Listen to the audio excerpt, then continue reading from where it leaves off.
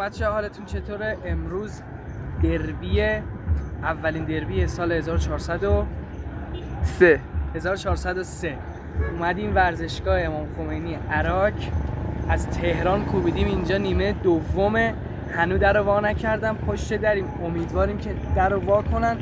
یه رفیق پرسپولیسی هم استقلالی هم اینجاست. من تاجی هم این نورو بده من، نورو بده من. آقا این یه لنگیه. آقا امروز قراره آقا توی جوب نمیره. ناراحت 4 ساعت اومدیم تا اینجا، ناراحت 4 ساعت برمیگرده تا تهران، 4 ساعت لالیگایی لباس قرمز هم پوشیده. بریم تو ببینیم چه وضعیتیه. ان شاء الله راهو بدن، می‌خوایم بریم داخل ببینیم. آره اونجا جمعیت وایساده. اومدم که ورزشگاه جواد لالیگایی کیه بابا؟ برو بابا. دیگه تموش لنگی ریختن اینجا، به قرآن قرمز سنمون کردن. آقا ما استقلالی هست. الانم قراره ببرمش جایگاه استقلال، جایگاه پرسپولیس. هواداره یه خوشحالی هم کردن، نمیدونیم چی شده بازی. بریم تو. چی شد؟ بریم ببینیم رامون میدن بالاخره یا نه. امیدواریم که رام بدن. خود مسئولان گفتن که نیمه دوم قراره در واشه، ان شاءالله که واشه. بریم تو، شاید برد تیم مقتدر پرسپولیس بشیم. تیم تاج. اون پشت دوربینم توجه نکنید، چرت و پرت زیاد میگه. 1 2 3 A few minutes later. اومدیم تو بالاخره بعد مشقت‌های فراوان.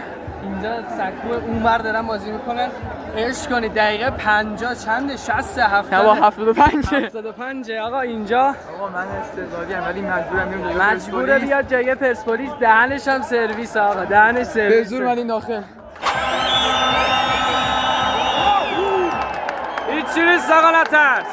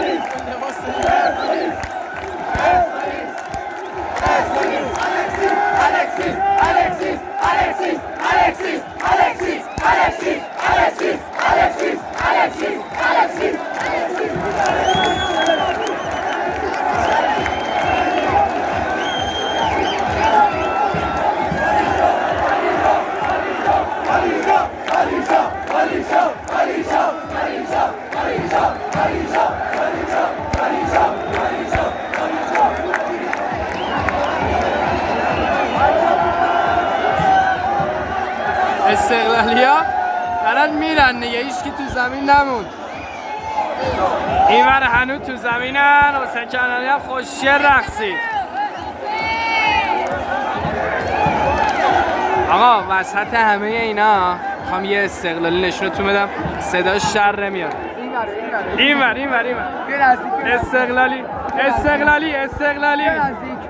استقلالی بازی ما ندیدیم آقا، کم رو فرصت ما بازی ندیدیم.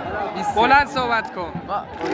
ما 20 دقیقه بازی کلا دیدیم. بازی خیلی آقا باختی یا نه؟ بگو باختم.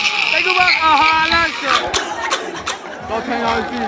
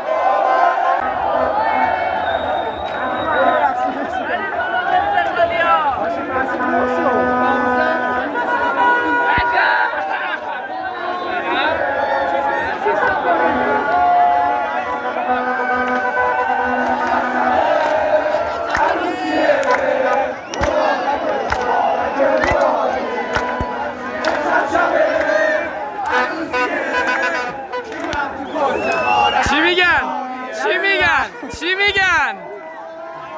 آقا فشار دادی یا چی بهتر از این اصلا؟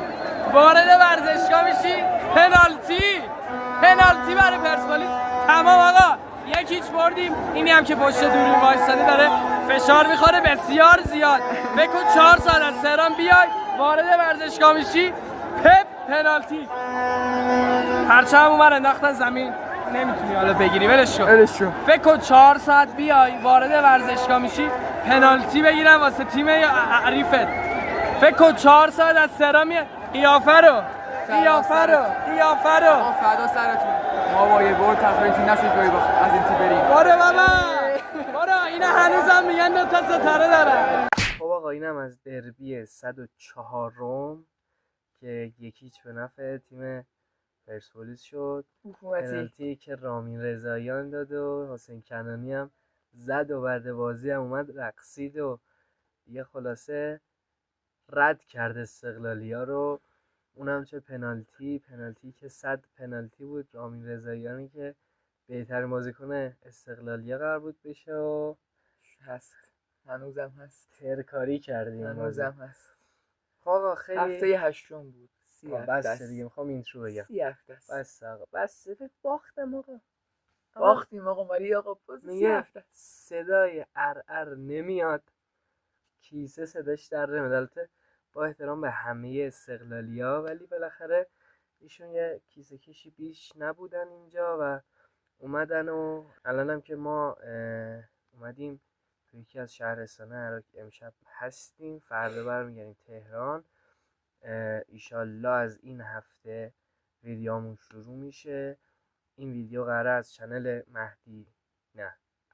مهدی پرو به اشتراک گذاشته بشه. حتما این ویدیو رو لایک کنید، چنل رو ساب کنید، دکمه زنگوله رو هم بزنید که از این به بعد خیلی با هم کار داریم. کلا سبک زیاد. فوتبالی و فوتبال داخلی خارجی ولاگای اینجوری چالش‌های مختلف خلاصش که هستیم از این به بعد در اختیارتون، در خدمتتون. البته در اختیارتون نه، اینجا هم هوا سرده، منم یه ذره همچنین دارم دندونک میزنم. زودتر بریم تا سرما نخوردیم. ساعت هم بگو چنده.